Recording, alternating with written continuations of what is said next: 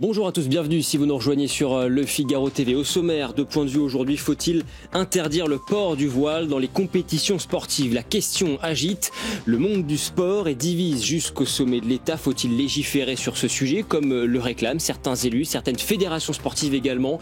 Frédéric Thiriet, président du Conseil national d'éthique du football, nous donnera son point de vue. Nous parlerons d'Ukraine et de ce nouveau sommet organisé à Paris. Aujourd'hui, il s'est ouvert ce matin en présence d'une trentaine de chefs d'État et de gouvernement. Que faut-il en attendre? Nous poserons la question à Philippe Gély. David Lisnard sera également avec nous, le président de l'Association des maires de France, membre du comité de soutien à Boualem Sansal, l'écrivain franco-algérien qui a été condamné ce matin à 5 ans de prison ferme. Alors comment la France doit-elle réagir? Nous en parlerons, ce sera en troisième partie. Et puis nous reviendrons enfin sur la question du coût de l'énergie. Les Français n'en peuvent plus de voir leur pouvoir d'achat amputé par la hausse des tarifs du gaz, la hausse également des tarifs de l'électricité. Alors, quelle énergie veulent-ils? Faut-il aller plus vite et plus loin sur le nucléaire? François Pierrard, directeur de l'Observatoire statistique Hexagone, nous dévoilera les résultats de sa dernière enquête.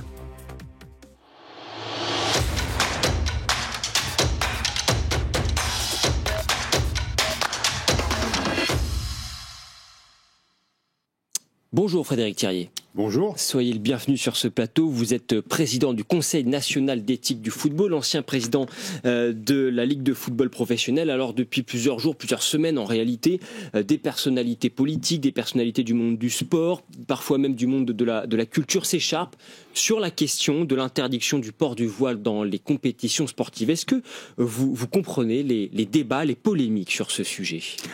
Mais précisément, si j'interviens aujourd'hui, c'est parce que le débat s'envenime, parce qu'il est mal engagé. Il est mal engagé, le débat. Il est mal engagé. Pour quelle raison dites-vous cela? Parce que on parle de principe de laïcité, et le mot laïcité, dès qu'on le prononce en France, il suscite des débats passionnés qui frisent à la guerre de religion. Or, ce n'est absolument pas le principe de laïcité qui justifie l'interdiction du port du voile dans le sport. Effectivement, alors vous signez une tribune dans le Figaro cette semaine, Frédéric Thiriet, tribune dans laquelle vous dites effectivement, avec cet argument qui est singulier parce que c'est pas celui qui est invoqué par les défenseurs de l'interdiction, vous dites que en réalité c'est une question d'éthique sportive. Que voulez-vous dire? Exactement.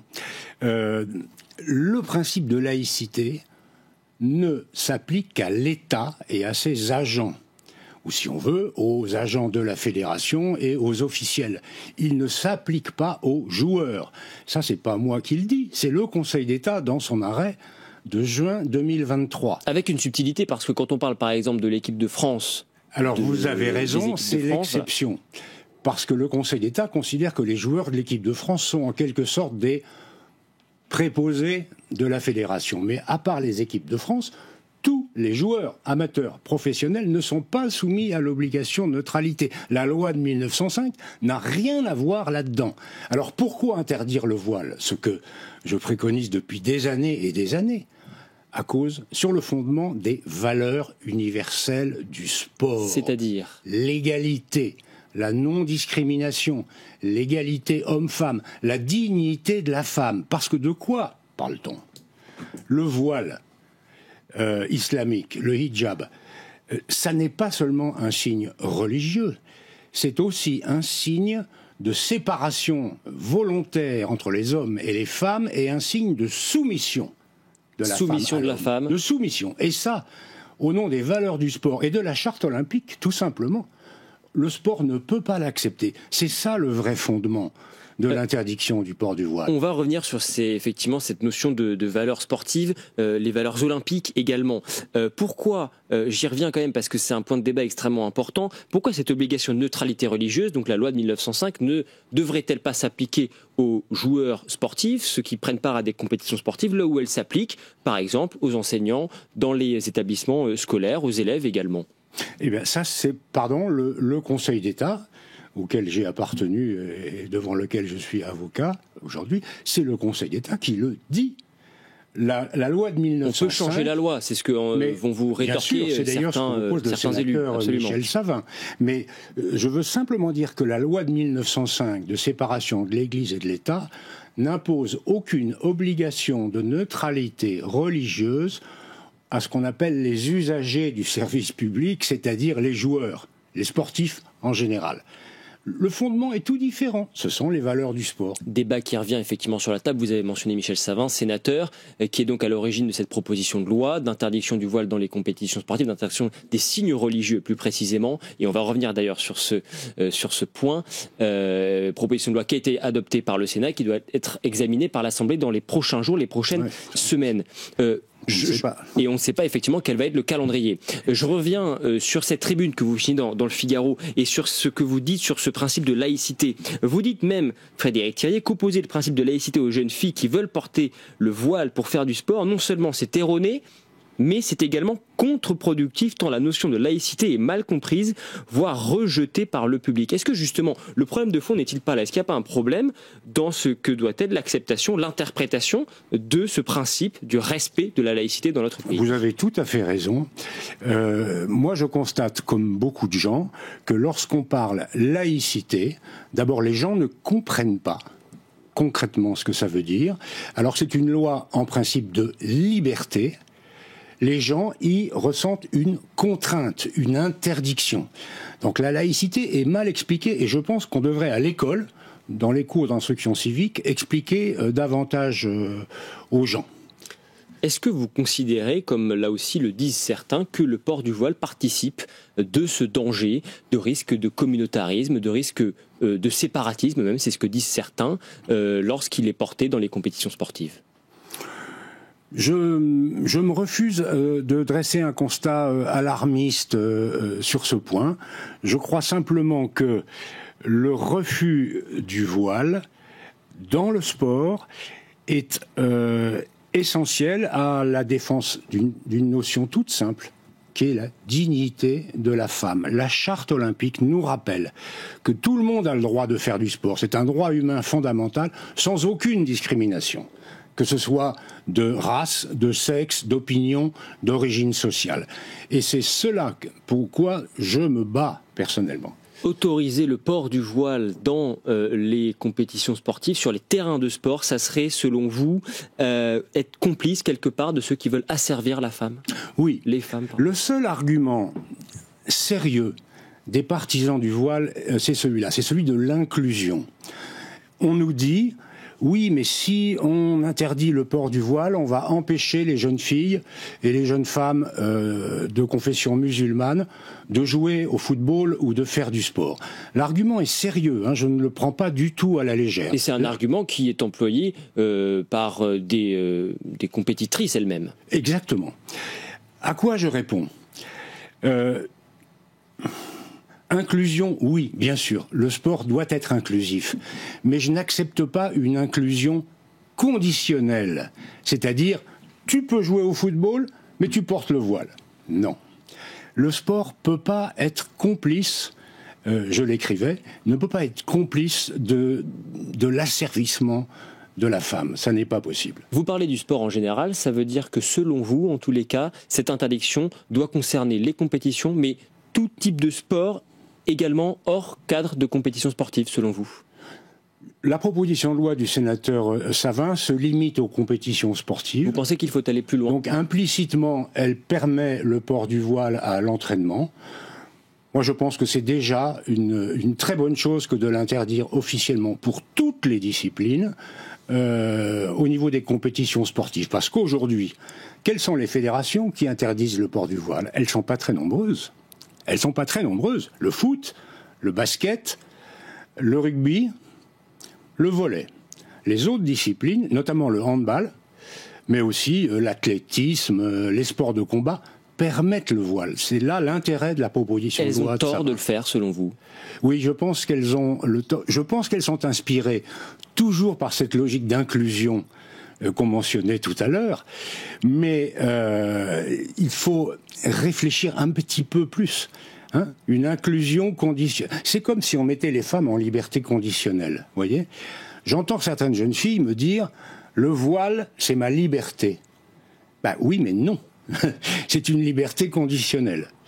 Et demander d'ailleurs, et je réponds souvent à ces jeunes femmes, demander aux femmes afghanes et iraniennes si le voile, c'est vraiment la liberté. À l'inverse, ce que disent certains responsables, notamment vous parliez du handball, je lisais une interview du président de la fédération d'handball qui disait « En réalité, ça ne pose aucun problème dans notre sport ». Ben, si, ça pose un problème qui est une grave atteinte à l'éthique du sport. Vous évoquiez tout à l'heure cette charte olympique, Frédéric Thiriet, avec ses valeurs effectivement d'égalité. Est-ce que sur une thématique aussi sensible que celle du port du voile, cette trêve olympique est possible? On voit en tout cas que dans le débat public, il n'y a pas de trêve olympique. Alors, vous êtes au cœur du sujet là. Moi, je suis admiratif de cette très belle idée de la trêve olympique. Ça veut dire quoi, la trêve olympique ? Ça veut dire simplement, avant d'entrer sur le terrain ou sur la piste, on laisse au vestiaire nos armes. Et nos armes, aujourd'hui, c'est pas les armes des Grecs. Nos armes, c'est notre origine sociale, notre sexe, tout ce qui peut diviser, tout ce qui peut nous séparer, nous diviser. Tous les athlètes sont égaux devant les dieux du stade, si j'ose dire. Qu'est-ce que vous avez pensé alors avec ce que vous dites, notamment des propos par exemple de l'immense champion qui était Teddy Riner, champion de judo, qui lui dit qu'il faut arrêter de s'acharner sur une religion en particulier. Lorsque on parle du port du voile, voici les propos de Teddy Riner, c'était sur RMC dimanche soir. Qu'est-ce que vous avez pensé de cet argument ? Mais je comprends très bien ce que veut dire Teddy Riner, et j'ai beaucoup d'admiration pour lui, comme tout le monde. Mais il a prononcé une phrase qui ne m'a pas échappé. Il a dit « Le sport ferait mieux de s'attaquer aux problèmes d'égalité que de combattre une religion. » Ben oui, mais s'intéresser à l'égalité, là on est au cœur du sujet, on parle de l'égalité homme-femme. De l'égalité homme-femme. Au nom de quoi est-ce que les sportives femmes devraient porter un signe distinctif et en plus un signe d'asservissement ? Ça n'est pas possible. Et il ne s'agit pas de faire une guerre de religion à l'islam. Je rappelle que l'interdiction des signes religieux, elle vise toutes les religions. Et il y a également interdiction des signes politiques. Imaginez un match de foot où vous avez d'un côté une équipe où il y a marqué LFI et l'autre équipe, il y a marqué RN. Ça ne serait plus du sport. Absolument. Et vous avez raison de rappeler que cela concerne la proposition de loi, cela concerne évidemment toutes les religions. Mais c'est la question du voile dont on parle aujourd'hui et c'est elle qui cristallise les tensions. Pour quelle raison ? Mais, je le disais tout à l'heure, moi mon objectif c'est de dépolitiser le débat. Ce n'est pas un débat politique, c'est un débat sportif qui pourrait très bien rester entre sportifs. Encore une fois, mettons la laïcité de côté, elle n'a rien à voir là-dedans. Parlons sport, parlons charte olympique, parlons des valeurs universelles. N'oublions pas, même si d'autres pays, les pays anglo-saxons ont une approche différente de la charte olympique, notamment sur la neutralité, c'est tout de même la France qui est à l'origine du mouvement olympique avec Pierre de Coubertin. Et donc la France a une parole à faire entendre là-dessus. L'esprit olympique, au départ, c'est la France. Et moi, j'en suis fier. Donc, je voudrais que la France reste fidèle à ses valeurs. Est-ce que vous pensez que Marie Barsac, ministre des Sports, a tort lorsqu'elle affirme que le port du voile n'est pas de l'entrisme religieux dans le sport ? J'ai vu la ministre hier soir, et on a parlé évidemment de ça. Vous savez, d'abord, elle a immédiatement rectifié en disant qu'elle soutenait la proposition de loi de Michel Savin. Il n'y a pas de divergence sur ce point avec elle. Elle s'est alignée effectivement sur la position du gouvernement qui est très claire, mais on voit qu'il y a quand même des tensions sur ce sujet. Alors, oui et non. Ils ne sont pas forcément tous d'accord au sein du gouvernement. Vous savez, j'ai connu Marie Barsac lorsqu'elle était à la Fédération française de football. Où, à l'époque, j'étais président de la Ligue professionnelle, et elle était très engagée sur la lutte contre la radicalisation, l'entrisme, etc. Donc je ne pense pas qu'on doive lui faire de procès d'intention. Nous évoquions tout à l'heure ce calendrier législatif. Le texte n'a toujours pas été adopté par l'Assemblée nationale. Vous appelez les députés et plutôt le gouvernement à mettre ce texte à l'ordre du jour sans plus tarder ? Je le souhaite vivement, même s'il n'en est absolument pas le pouvoir. Mais il suffirait que le gouvernement reprenne à son compte ce texte pour en faire un projet de loi et l'inscrive au calendrier. calendrier. Alors je sais bien que le calendrier de l'Assemblée est très embouteillé, on en parle beaucoup en ce moment, différents textes sont en instance, mais... Est-ce qu'il y a urgence selon vous? Alors, disons, la France continue de vivre, le sport continue de vivre, mais ça clarifierait tout de même bien les choses, notamment pour les fédérations qui se posent encore des questions. Un autre sujet qui fait également débat et qui est malgré tout en lien, puisqu'on parle de religion, avec la question du port du voile, c'est celle de la rupture du jeûne pendant les matchs, notamment les matchs de foot, et c'est là aussi un sujet que vous connaissez parfaitement, vous qui êtes président du comité d'éthique du football et ancien président de la Ligue de football professionnel. Quel regard portez-vous sur cette question? D'abord, je voudrais dénoncer, c'est un bien grand mot, mais tout de même, dénoncer une fake news. J'ai été alerté par différents articles de presse le lendemain du match Angers-Monaco, où l'on semblait dire que l'arbitre avait arrêté la rencontre pour permettre aux joueurs des équipes de boire et de manger à l'occasion de la rupture du jeûne. C'est faux. J'ai enquêté immédiatement auprès de la Ligue professionnelle, de la fédération, qui ont interrogé l'arbitre et les délégués. Jamais, je dis bien jamais, l'arbitre n'a sifflé pour permettre de boire et de manger. Il a sifflé une blessure, un joueur tombé à terre, qui a d'ailleurs été soigné, strappé, comme on dit, sur le terrain.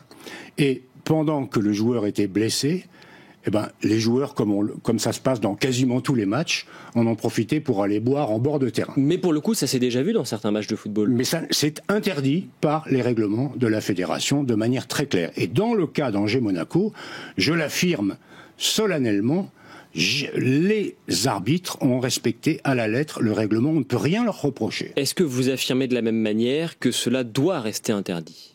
Mais cela doit évidemment rester interdit. Encore une fois, quand on fait du sport, on met à l'écart, de côté, au vestiaire, nos convictions politiques, religieuses, syndicales, philosophiques même. C'est l'article 1er des statuts de la fédération et je suis fier que le foot affiche cette détermination. Il faut préserver le sport et le foot notamment de toute forme de pression politique et notamment et surtout religieuse.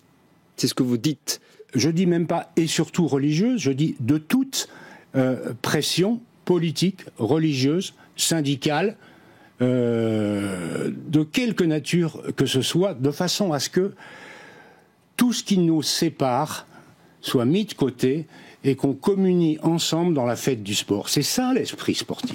Un dernier mot, Frédéric Thiriet, vous n'êtes pas sans savoir que le monde du football que vous aimez tant traverse une crise importante, en tout cas en France, avec notamment cette question autour des droits télé et donc du financement des clubs qui évidemment en découle. Est-ce que selon vous, notre football peut se passer d'une réforme d'ampleur s'il veut pouvoir continuer à tourner normalement ? Alors je pense qu'une réforme est indispensable. D'ailleurs Philippe Diallo, président de la fédération, l'a lancé. Les gens travaillent actuellement beaucoup là-dessus, sur 3 chantiers. Il y a notamment un chantier sur la gouvernance qui est particulièrement intéressant. Je pense qu'il y a des choses à faire. Après, ce que je voulais vous dire, c'est que, vous savez, j'ai été président pendant 15 ans de la Ligue professionnelle, mais mon engagement, c'est au départ le football de base, puisque je me suis engagé à la fédération d'abord. Et moi, je pense tous les jours, non pas aux grands clubs du championnat, mais je pense aux 2 millions de jeunes et de moins jeunes dans le monde amateur au football, c'est-à-dire au football amateur. C'est-à-dire c'est là où ça se passe. Le football est un instrument d'éducation, d'intégration, d'apprentissage de la vie en société qui est incomparable à une époque où la famille ne joue pas toujours bien son rôle, l'école a du mal, qu'est-ce qui reste? Le foot. On a une responsabilité sociale immense. Et moi j'y crois. C'est d'ailleurs pour ça que depuis 35 ans, je suis bénévole dans le foot. Merci beaucoup. Merci Frédéric Thiriet, président du Conseil national d'éthique du football, ancien président de la LFP. Et la tribune que je mentionnais tout à l'heure est bien sûr toujours en ligne à retrouver sur le Figaro.fr, plus précisément dans les pages du Figaro Vox. Dans l'actualité aujourd'hui également, un nouveau sommet des pays alliés de l'Ukraine à Paris. Ce matin, une trentaine de chefs d'État et de gouvernement sont actuellement réunis à l'Elysée pour tenter de finaliser les garanties de sécurité de l'Ukraine. On en parle dans un instant avec Philippe Gillet. Avant cela, je vous propose d'écouter Emmanuel Macron. Il a annoncé hier une nouvelle aide de 2 milliards d'euros à Kiev. Loin de prouver qu'elle veut vraiment la paix, la Russie continue de fait, jour après jour, de frapper intensément le territoire ukrainien, y compris des cibles civiles. Ces frappes, nous les condamnons et elles doivent absolument cesser. D'abord et avant toute chose, le soutien immédiat à l'Ukraine. Nous devons le poursuivre, il est nécessaire pour continuer la résistance et j'ai pu annoncer aujourd'hui 2 milliards d'euros supplémentaires de soutien de la France sur le plan militaire à l'Ukraine. Bonjour Philippe Gély. Bonjour. Directeur adjoint de la rédaction du Figaro en charge de l'international. Philippe-Emmanuel Macron réunit aujourd'hui même les dirigeants, près de 30 pays alliés de l'Ukraine, donc pour ce nouveau sommet de la coalition des volontaires, c'est l'expression utilisée par l'Elysée. Quel est l'objectif et surtout, qu'est-ce qui doit sortir de ce sommet selon vous ? L'objectif, c'est précisément de mettre sur pied cette coalition de volontaires, c'est-à-dire de formuler des offres concrètes qui puissent aider l'Ukraine à accepter un accord avec la Russie. C'est-à-dire que tout accord de paix, pour les Ukrainiens, mais même pour la solidité en soi de cet accord, doit être assorti de garanties de sécurité. De garanties de sécurité, effectivement, et l'Union européenne, elle, entend finaliser justement les garanties de cette sécurité. Est-ce qu'aujourd'hui, l'Union européenne a les moyens de les garantir, justement ?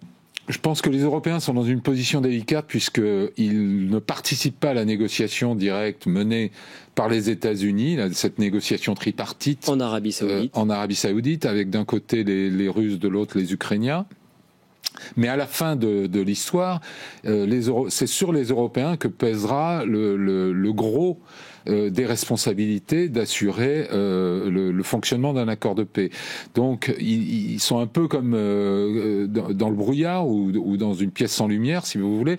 Il faut anticiper l'issue d'un processus sur lequel ils n'ont aucune prise. Et il faut surtout dégager une position commune ?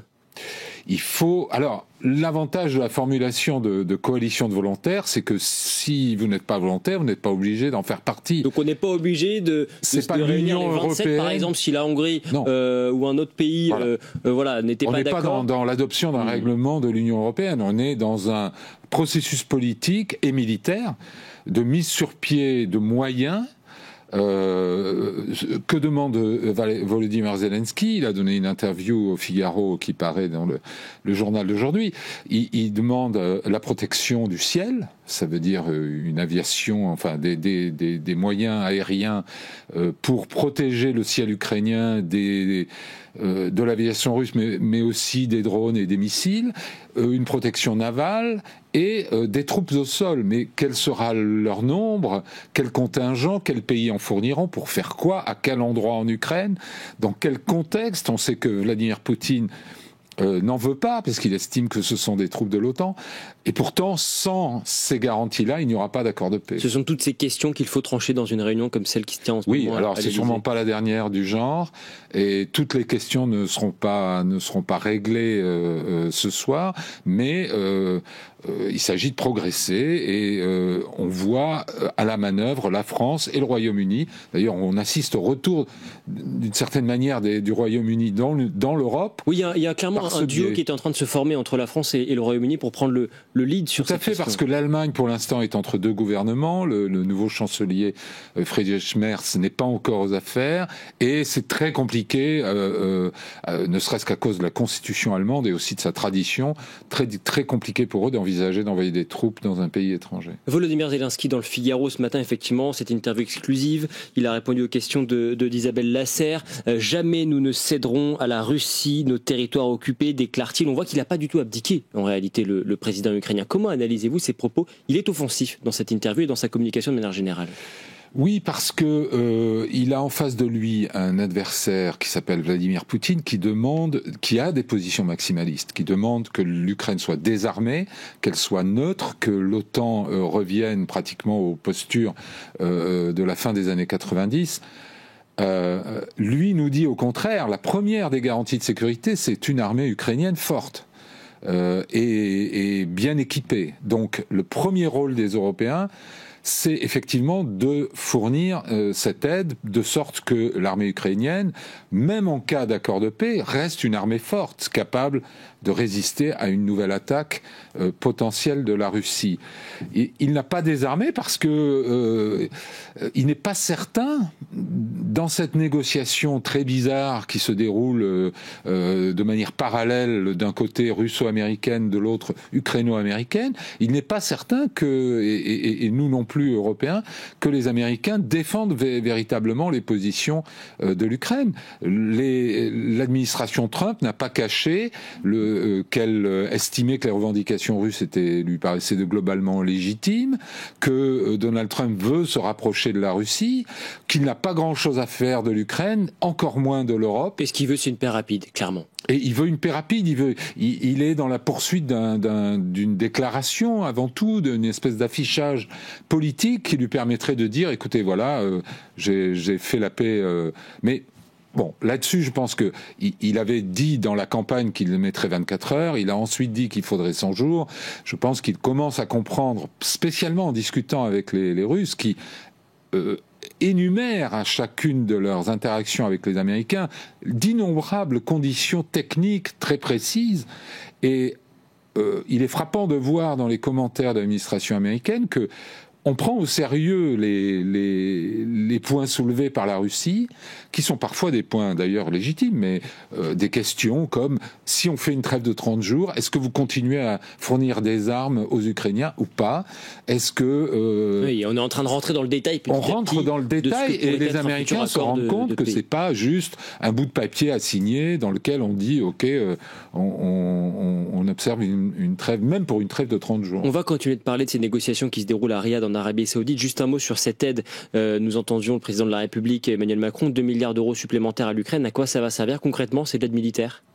Probablement. Ça n'a pas été détaillé, oui. Mais oui, vous savez, l'aide des Européens comme l'aide des Américains, 80% de l'aide des Américains a bénéficié in fine aux fabricants d'armes américains. Ce sont des crédits que l'administration Biden, à l'époque, débloquait pour acheter des armes, certes livrées à l'Ukraine, mais produites par les industries d'armement américaines. Et il y a un gros défi en Europe pour monter en puissance dans la production d'armement, renforcer le panel aussi du type d'armes qu'on est capable de produire. Il y a aujourd'hui des opérations qu'on ne peut pas mener sans les Américains. Et donc, les Américains ne sont pas présents, c'est tout le paradoxe de la situation. Les Européens ne sont pas présents dans la négociation diplomatique en Arabie Saoudite. Les Américains ne sont pas présents dans la coalition des volontaires à Paris, pas plus qu'à Londres d'ailleurs lors de la précédente réunion. Mais pourtant, il ne pourrait pas y avoir d'action solide des Européens sans ce qu'on appelle un backup, un filet de sécurité des Américains. Emmanuel Macron a déclaré ce matin qu'il avait malgré tout eu Donald Trump au téléphone, oui. Je crois hier, en marge de ce sommet, donc qui se déroule en ce moment même à Paris. Il y a un jeu de poker menteur sur la question de l'envoi de troupes européennes, de troupes françaises au sol en Ukraine. Volodymyr Zelensky le réclame, il le dit à nouveau dans les pages du Figaro ce matin. Quelles sont les certitudes dont on dispose aujourd'hui sur cette question ? Je ne sais pas si c'est un poker menteur, je pense que c'est une question très délicate qui doit être vraiment appréciée et mise au point dans le détail.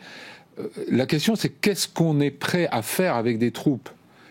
Quelle sera leur mission, quel sera leur positionnement, à quoi serviront-elles? Pour les Européens, il n'est pas question d'aller sur le front en première ligne et d'engager la guerre directe avec la Russie. Il est question davantage d'essayer de créer une force de dissuasion qui puisse décourager, qui soit suffisamment crédible pour décourager d'éventuelles attaques futures de la Russie après un accord de paix. Il s'agit aussi de monitorer, de surveiller le cessez-le-feu. On a une ligne de front qui s'étend sur presque 2000 km. C'est très compliqué.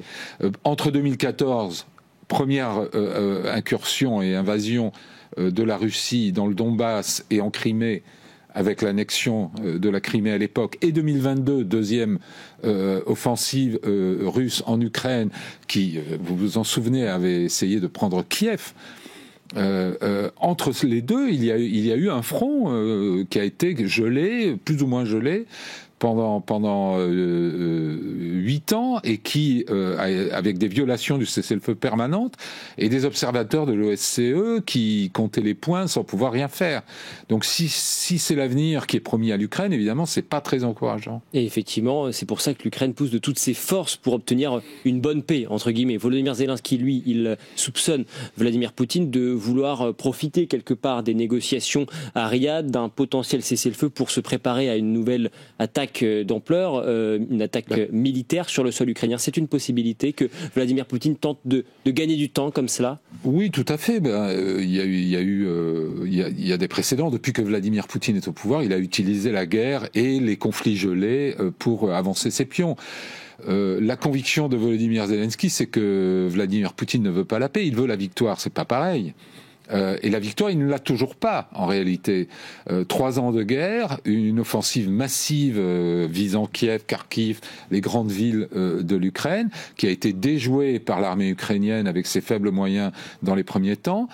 Armée ukrainienne qui est maintenant un peu plus aidée par les Occidentaux, mais toujours à court de munitions, d'armes, d'hommes, face aux troupes russes qui auraient perdu, dit-on, 750 000 hommes en 3 ans.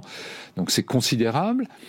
Donc Volodymyr Zelensky a toutes les raisons de se méfier. Et une paix, contrairement à ce qu'a l'air de dire Donald Trump, mais on n'imagine pas qu'il puisse être aussi naïf, mais une paix dans ces conditions entre 2 adversaires de si longue date ne peut pas reposer uniquement sur le crédit ou la bonne foi qu'on accorderait à Vladimir Poutine. Justement, vous dites qu'il ne faut pas être trop naïf. Comment analysez-vous cette stratégie de Donald Trump? La ligne aujourd'hui, clairement, c'est ce que dit J.D. Vance, c'est ras-le-bol de payer pour les autres. Ah oui, ça c'est clair, ça a toujours été la conviction personnelle profonde de Donald Trump. Alors on l'assimile parfois à de l'isolationnisme, ça n'est pas de l'isolationnisme, l'America First. C'est l'Amérique d'abord. Et on le voit avec le Groenland, avec le Yémen. Oui, dans son 2e mandat, qui ne dure que depuis 5 semaines, 8 semaines, pardon, 2 mois, quoi.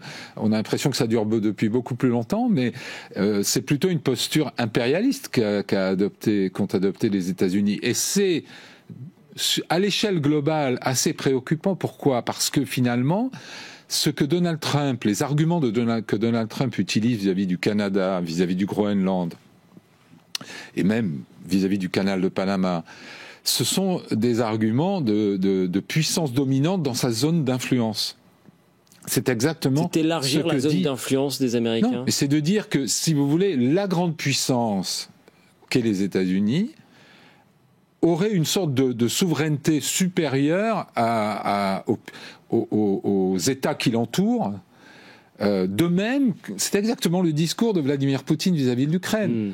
Poutine dit la Russie, c'est une grande puissance, elle a une souveraineté qui prévaut sur celle de l'Ukraine, qui ne permet pas à l'Ukraine de faire ses choix par elle-même, de se rapprocher de l'Union européenne, de se rapprocher de l'OTAN. Avec le risque, effectivement, que ça comporte de légitimer, du coup, les velléités russes, les velléités chinoises. Oui, alors évidemment, et chinoises. D'autant plus qu'à Taïwan, Taïwan reste la Chine, du moins officiellement. Donc,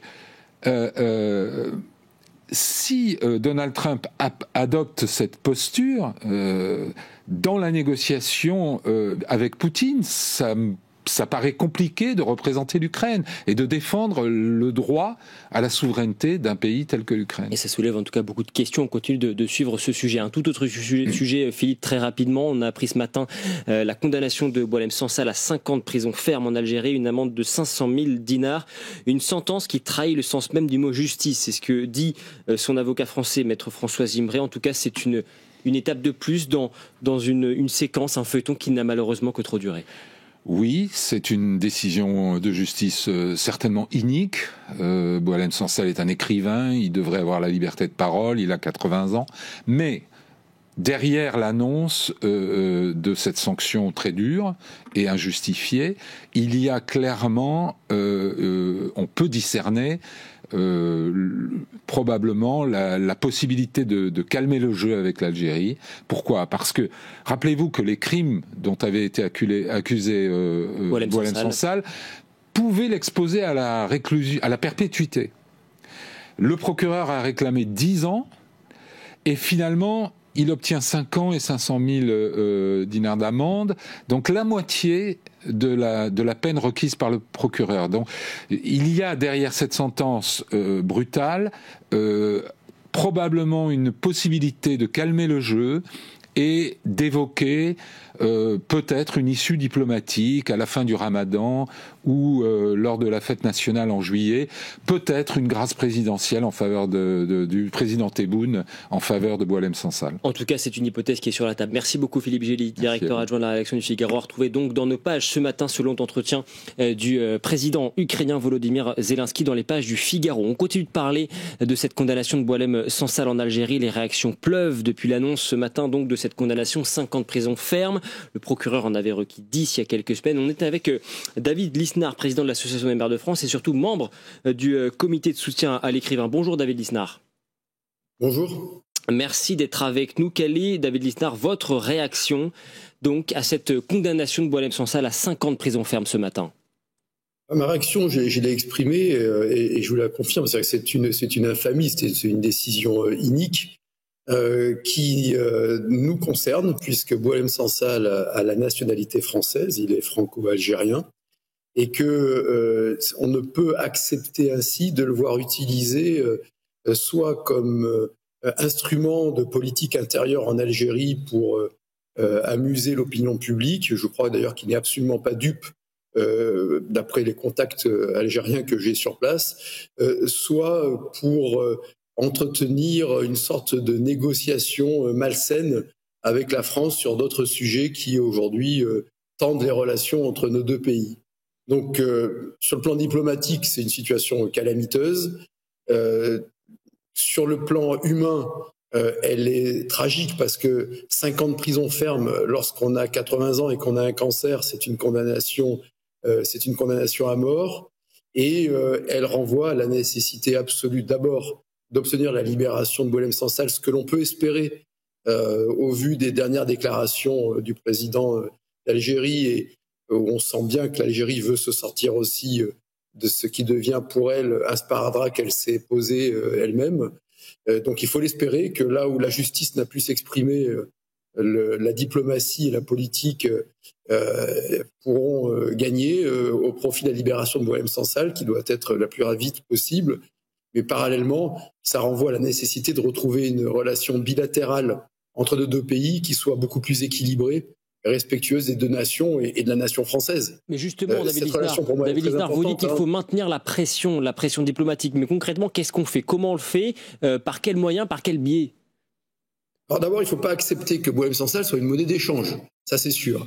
C'est-à-dire, quand on nous dise vous cessez vos légitimes aspirations à ce que l'Algérie récupère ses délinquants sous OQTF et à ce qu'on retrouve des relations diplomatiques plus équilibrées. Donc il faut distinguer le cas Boualem Sansal, mais s'il ne venait pas être libéré comme cela nous est annoncé dans les prochains jours, et notamment à la fin du Ramadan, il faudrait que nous, on utilise les armes que l'on a. Nous ne sommes pas du tout en faiblesse vis-à-vis de l'Algérie, si on prend en compte le fait que, par exemple, nous délivrons 210 000 visas chaque année aux Algériens pour venir en France, et qu'il y a d'autres arguments à faire valoir. Je pense à la dette qu'a l'État algérien en vertu de nos accords sur les hôpitaux de Paris où les Algériens peuvent se faire soigner gratuitement à condition que l'État algérien paye. Je pense aux accords, non seulement de 68 dont on parle beaucoup, mais aux accords de 2007 qu'a évoqué à juste titre Bruno Retailleau. Il faut durcir le ton, David Lisnard. C'est tous ces éléments qui doivent être pris en compte. Les prendre en compte en durcissant le ton, concrètement? Mais moi, je ne suis pas là pour qu'on prenne des postures. Je crois qu'il faut faire le constat que l'Algérie se comporte très mal, qu'on doit essayer de construire une relation bilatérale importante parce que nos liens sont historiques, évidemment. Nos liens sont aussi économiques. Il y a des entreprises qui ont des intérêts. Sont sur les renseignements, il y a des autorisations de survol, il y a des choses qui ne sont pas d'ailleurs qui n'ont pas à être évoquées, qui relèvent des accords entre les États pour la sécurité. Mais nos liens sont aussi démographiques. La question démographique, elle est évidemment majeure. Donc, on a bien vu que le silence ne fonctionnait pas. On a joué les jeux au départ. On a laissé penser qu'il pouvait y avoir des discussions secrètes, et en réalité, ce n'était pas le cas. Et que la pression doit monter. On doit aussi voir avec les Italiens qui sont proches de l'Algérie par leurs accords et par leur diplomatie, comment on peut faire en sorte que Boualem Sansal, notre compatriote, et qui est détenu de façon arbitraire parce qu'il est notre compatriote, parce qu'il est un esprit libre, parce qu'il pratique la langue française avec beaucoup de talent et d'insolence. Donc c'est pour ça qu'il est détenu. Et c'est pour ça que c'est absolument ignoble. Et donc, s'il faut hausser le ton, il faut hausser le ton. Mais c'est pas que hausser le ton, c'est surtout hausser les actions pour ensuite pouvoir construire quelque chose de plus apaisé. Parfois, dans la vie, il faut savoir taper pour ensuite revenir à des choses plus équilibrées. On ne peut pas accepter que la France soit souillée, c'est comme ça. David Lisnard, vous appelez aujourd'hui les maires de France à se mobiliser davantage peut-être pour tenter de mettre en œuvre un certain nombre d'actions, en tous les cas, pour tenter d'obtenir la libération de Boualem Sansal. Alors, les maires de France sont déjà, beaucoup en tout cas de maires de France sont déjà mobilisés. Moi, je ne suis pas patron des maires, je suis mandaté par les maires. Il faut toujours comprendre comment fonctionne l'association des maires de France. Mais donc, beaucoup de maires se sont déjà mobilisés. Après, il ne faut pas que ça tombe dans l'incantation et dans la bonne conscience, quoi, de confort. Ce qui est important, c'est... Et d'ailleurs, le Figaro, heureusement, a sauvé l'honneur et a permis... au dossier Boualem Sansal de redevenir un élément de l'agenda politique, parce que autrement c'était aux oubliettes. On sait malheureusement que l'action politique, y compris diplomatique, dépend trop souvent de l'agenda médiatique. Donc ce que l'on fait avec des mairies, lorsqu'on met les portraits de Boualem Sansal, ce que je fais aujourd'hui en vous répondant, ce que vous faites est absolument essentiel. C'est une infamie que cette détention, cette condamnation de Boualem Sansal. Merci beaucoup David Lisnard, merci pour votre réaction dans Point de vue. Je rappelle que vous êtes membre du comité de soutien à Boualem Sansal, à l'écrivain franco-algérien. D'un sujet brûlant à un autre, on va maintenant parler du coût de l'énergie. Le coût de l'énergie, vous savez, les Français sont durement touchés par la hausse des tarifs. Que préconisent-ils pour y faire face? Quelle énergie veulent-ils? Quelle place pour le nucléaire? Faut-il aller plus vite, plus loin? Comment en tous les cas atteindre pleinement notre indépendance énergétique? C'est une question essentielle, c'est la question que se sont posées en tout cas les analystes de l'Observatoire Hexagone. On en parle justement avec le fondateur et directeur de cet observatoire statistique. Bonjour François Pierrard. Bonjour. Merci beaucoup d'être avec nous. Vous publiez donc une étude très détaillée sur le nucléaire, sur son impact sur les territoires, quelle énergie les Français veulent-ils? Quelle est la part des dépenses énergétiques dans les budgets des ménages et des entreprises? Et on va voir que c'est considérable. Comment sommes-nous taxés également par rapport à nos voisins? On va évoquer tous ces points. Vous avez travaillé notamment avec l'Institut de sondage IFOP. On va révéler les résultats d'ailleurs de cette enquête. Le point de départ en tous les cas de votre étude, François Pierrard, c'est cette tension, approvisionnement en énergie, explosion des factures, et ça préoccupe de plus en plus les Français dans un contexte évidemment de baisse générale du pouvoir d'achat. Oui, tout à fait. Si on regarde les chiffres, quand on regarde l'index des prix de la consommation publié par l'INSEE, on a un coût de l'alimentation, par exemple, qui a augmenté de 25% depuis 2019. C'est beaucoup. L'énergie, c'est quand même plus 35%. Donc on est ici sur un défi complètement majeur. Et notre sondage montre qu'on a 80% des répondants qui estiment que leur facture d'énergie a augmenté, que ce soit pour l'électricité ou le gaz, et c'est une tendance qui est générale, et lorsqu'on regarde les données publiques, elle leur donne plutôt raison. Une des données emblématiques, c'est le tarif de l'électricité, le fameux tarif bleu. On était à 16 centimes du kilowattheure en février 2019, et on a connu progressivement une hausse de 56% en 5 ans, jusqu'en février 2024, ce qui est complètement inédit depuis le deuxième choc pétrolier. Fort heureusement, la petite nuance, c'est que on a connu une baisse. Là, il y a quelques semaines, on est redescendu à 20 centimes, ce qui est plutôt positif pour le pouvoir d'achat des ménages, mais ça reste 25% de plus que le niveau de 2019. Et donc, un sujet central, est-ce que la facture énergétique est-elle devenue, avec cette enquête, avec ce que vous constatez dans ces chiffres, vous estimez que c'est devenu peut-être le symbole de l'appauvrissement des ménages ? Alors, il y a plusieurs sujets en termes d'appauvrissement des ménages. On le voit avec l'accès à certains biens. On l'a vu, on venait de parler d'alimentation. C'est vrai que les prix de l'alimentation ont récemment augmenté à nouveau. On voit aussi qu'il y a le sujet du logement, c'est vrai. Et lorsqu'on regarde le budget des ménages en tendance longue, depuis 35 ans, la part du logement a augmenté de 5 points. Quelle est la part justement de la facture énergétique ? La part de la facture énergétique, elle en revanche, varie assez peu selon les années. C'est environ entre 8,5 et 9,5% du budget des ménages qui est accordé à l'énergie. Donc c'est des variations d'environ 1 point sur 35 ans. On est en quoi ? On est en 4e, 5e position ? Ça dépend de ce qu'on comptabilise dedans, mais on doit être en 3e, 4e position. C'est quand même une dépense qui est assez importante pour les ménages et notamment qui va toucher, lorsqu'il y a des inflations, des hausses du coût de l'énergie, les ménages les plus pauvres. Parce que la part des dépenses d'énergie dans le budget des ménages les plus pauvres est particulièrement élevée. Et je vais vous donner juste un exemple sur le prix des carburants. Lorsqu'on regarde les 10% des ménages les plus riches, ils ne dédient que 1%, 1,5% de leurs revenus à l'achat de carburant. Mais lorsqu'on regarde les 10% des ménages les plus pauvres, les dépenses de carburant représentent quasiment 6-7% de leurs revenus. Donc la moindre augmentation est pour eux beaucoup plus importante. Sur les prix du carburant, on est aujourd'hui à 1,70 € pour le litre de gazole. On était à moins d'€1 en 2009. Donc c'est des variations qui sont assez importantes et qui sont clairement ressenties par les Français. Avec des conséquences extrêmement importantes là aussi, conséquences sur le budget, sur la gestion des ménages. Là aussi, plusieurs chiffres dans votre étude. En voici un. 43% des Français déclarent devoir renoncer à certaines dépenses à cause de leur facture d'énergie. Exactement. Et si on regarde dans le détail, quelles dépenses sont-elles sacrifiées ? Alors, vous avez les vacances. Les Français renoncent de manière assez fréquente à des vacances pour pouvoir se payer leur facture d'énergie. Mais un point intéressant aussi, c'est qu'on voit qu'on a un Français sur 4 qui dit souvent renoncer à aller chez le coiffeur pour payer ses factures d'énergie, alors qu'on n'a qu'un Français sur 10 qui renonce souvent à utiliser sa voiture. Pourquoi ? Parce qu'on a une dépendance à la consommation d'énergie. Il est beaucoup plus facile pour un Français d'aller au travail avec les cheveux un peu plus longs que d'aller au travail sans sa voiture. Aujourd'hui, 70% des trajets domicile-travail sont effectués en voiture. Et donc, il y a une forte dépendance, et même des départements où ça dépasse allègrement les 80%, comme dans le Tarn, qui était récemment dans l'actualité sur d'autres sujets. Alors, quelle énergie les Français veulent-ils pour faire face à tous ces enjeux ? Là aussi, vous leur avez posé la question.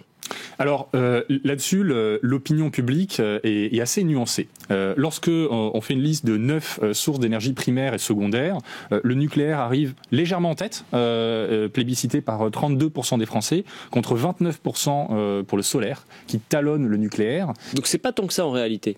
C'est pas tant que ça, et on voit qu'on a une cote de popularité du nucléaire qui est particulièrement contrastée, et c'est un phénomène qui est assez rare dans l'opinion publique. Le nucléaire est plébiscité par les hommes, par exemple. Vous avez 48% des hommes qui, sur une liste de 9 sources d'énergie, vont citer le nucléaire comme l'énergie qui a le plus d'avenir pour la France. Chez les femmes, c'est que 19%.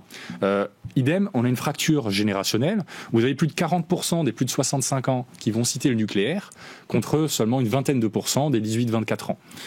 Est-ce que les Français tiennent pour responsable la politique nucléaire de la France depuis les années 2000-2010 de cette hausse justement des tarifs de l'énergie, de l'électricité, du gaz ? Là-dessus, en tout cas de la facture énergétique. Là-dessus, c'est pas clair. Une étude de l'Institut Montaigne montrait qu'une majorité des Français trouvent que l'énergie nucléaire est une énergie plutôt bon marché. Une majorité, certes, mais une courte majorité, seulement 55% des Français estiment cela. Et pourquoi ? Parce qu'aujourd'hui, je pense qu'il y a un déficit d'information des Français sur le coût réel des différentes énergies. Aujourd'hui, on ne comptabilise pas de manière exhaustive les coûts de chaque énergie. Et je vais vous donner un exemple. Vous avez peut-être entendu parler du plan de 100 milliards d'investissements de RTE pour rénover notre réseau électrique. En réalité, sur ces 100 milliards, vous avez 40 milliards qui sont dédiés à la connexion en termes de réseau électrique de nouveaux champs d'éoliennes offshore. Et ces 40 milliards ne sont pas comptés dans le coût spécifique des renouvelables, mais dans le coût de l'ensemble du réseau électrique. Est-ce que beaucoup de gens en ont conscience ? Le doute est permis. Justement, quand on parle de l'approvisionnement des Français en matière énergétique, quel regard les Français portent-ils justement sur cet approvisionnement, et notamment quand on se compare avec nos voisins européens ? Alors, en France, les Français prennent de plus en plus conscience du risque géopolitique et du retour très fort de la géopolitique sur l'ensemble de la conjoncture, y compris économique, et notamment sur l'énergie. Et ce qu'on voit lorsqu'on demande à des Français si il est plutôt préférable de se fournir auprès de tel ou tel pays, on voit que les Français plébiscitent largement des partenaires européens, comme la Norvège, comme les Pays-Bas, et qu'à l'inverse, les Français sont plus réticents à ce qu'on se fournisse auprès de certains pays, y compris les États-Unis. Vous avez une 40% des Français qui jugent qu'il n'est pas souhaitable qu'on s'approvisionne en hydrocarbures auprès des États-Unis. C'est quand même aujourd'hui notre premier fournisseur de pétrole, ce qui est quand même assez intéressant. Et vous avez, on parlait de l'Algérie, vous avez plus de 50% des Français qui pensent qu'il n'est pas souhaitable qu'on s'approvisionne auprès de l'Algérie. Donc se tourner davantage vers nos partenaires européens. Exactement, c'est en tout cas ce qui ressort des enseignements de notre étude d'opinion. Après, est-ce que c'est possible sur un marché de commodités? C'est pas complètement évident. On a beaucoup parlé des ménages, quand on parle de l'industrie également et notamment des difficultés tarifaires, dans quelle proportion cela se ressent-il au niveau justement des entreprises? Alors, l'industrie a été très durement touchée par la crise énergétique et justement l'INSEE a publié hier soir une étude sur l'impact de la crise énergétique sur les industries dites à haute intensité énergétique, c'est-à-dire celles qui vont consommer le plus d'énergie. Et on apprend deux choses. La première chose, c'est que l'index des prix de l'énergie pour l'industrie a augmenté de 50% depuis 2021 et qu'en parallèle, on a connu une chute de la production sur ces industries. On a connu une chute de 25% sur la sidérurgie, c'est considérable, 15% sur la production de produits chimiques de base et une douzaine de pourcents sur la production de papier et de carton. Et tout ça arrive dans un contexte où on n'en avait vraiment pas besoin. Au niveau de l'industrie, on tente une réindustrialisation alors qu'on est un pays qui a quand même un coût du travail assez élevé et qu'on est toujours l'un des pays d'Europe avec les impôts de production les plus élevés, 4% du PIB, alors que dans des pays comme l'Allemagne, qui sont pourtant beaucoup plus industrialisés que nous, on est en dessous de 1%. Quelles sont les pistes que vous identifiez, François Pierrard, justement, avec ces données chiffrées dont vous disposez à l'Observatoire Hexagone, après cette enquête, justement pour alléger la facture des ménages et la facture de nos industries? Alors, je pense qu'on peut dégager deux pistes principales qui émergent suite à cette enquête d'opinion. La première, et on en parlait, c'est qu'il faut peut-être améliorer l'information des Français, déjà en faisant la transparence sur le coût complet de chaque énergie. Aujourd'hui, c'est un travail qui reste à faire. Et la deuxième chose, c'est que les Français, on le voit, souffrent des taxes. Lorsque les Français sont informés du montant des différentes taxes, ils sont plus de 70% appelés à réduire la taxe sur l'électricité. Exactement. Vous avez 70% des répondants à notre sondage qui souhaitent que les taxes soient réduites. Et ce qu'il y a d'intéressant, c'est de voir que même des répondants sympathisants écologistes souhaitent que les taxes soient réduites sur les carburants. Donc, quand on voit ça, on aurait tendance à dire que l'une des mesures pour réduire la facture énergétique des Français serait tout simplement de réduire les taxes. Cela dit, il ne faut pas oublier la raison d'être des taxes. S'il y a des taxes, c'est parce que l'État a besoin de recettes. Il a besoin de recettes, pourquoi? Parce qu'il doit financer des dépenses qui sont aujourd'hui, en termes de dépenses publiques sur le PIB, parmi les plus élevées du monde. Question, j'ai épluché toute votre enquête, il y a peu d'éléments sur la dimension écologique et c'est pourtant un sujet qui est central dans toutes ces questions-là. Est-ce que c'est un révélateur, est-ce que c'est un choix de votre part ou est-ce que c'est justement un révélateur des préoccupations des Français aujourd'hui qui seraient peut-être, vous allez nous le dire, davantage préoccupés par la question du pouvoir d'achat et de leur approvisionnement en énergie que par les questions liées à l'environnement et à l'écologie? Alors là-dessus, il y a deux niveaux de réponse. Le premier niveau de réponse, c'est quelque chose qui fait consensus, c'est qu'aujourd'hui, en termes de production d'électricité, on a un mix en France qui est l'un des plus faibles en termes d'émissions de CO2. Si on regarde l'empreinte carbone de l'électricité produite en France, elle est 4 fois inférieure à ce qu'on retrouve en Allemagne. Et ça, c'est un atout pour notre attractivité, c'est évidemment positif pour le climat, mais dans un contexte où on souhaite réindustrialiser le pays, c'est évidemment une force. Et la deuxième chose, c'est qu'au-delà de ces quelques données qui font consensus, l'écologie est matière à débat à deux niveaux. Déjà sur l'empreinte environnementale complète au-delà des enjeux climatiques, et on le voit par exemple avec les éoliennes, et puis parce que c'est un débat qui transcende largement le niveau national. Nous, l'Observatoire Hexagone, comme notre nom l'indique, on se concentre beaucoup sur ce qui se passe en France. Exactement, les enjeux franco-centrés, là où le climat est un véritable enjeu mondial dans lequel chacun doit avoir sa contribution. Merci beaucoup, en tout cas c'est très intéressant, très chiffré, très détaillé cette étude, donc merci de nous avoir révélé ces résultats qui sont à retrouver sur votre site internet. Donc le nucléaire et son impact sur notre territoire, sur nos territoires, c'est cette enquête donc que vous avez réalisée qui est publiée ces jours-ci. Merci beaucoup. François Pierrard, merci à vous pour votre fidélité. C'est la fin de cette émission. Demain, vous retrouvez Vincent Roux à la présentation, ses invités Christophe Guillouis, Louis Gallois. Excellent après-midi à tous.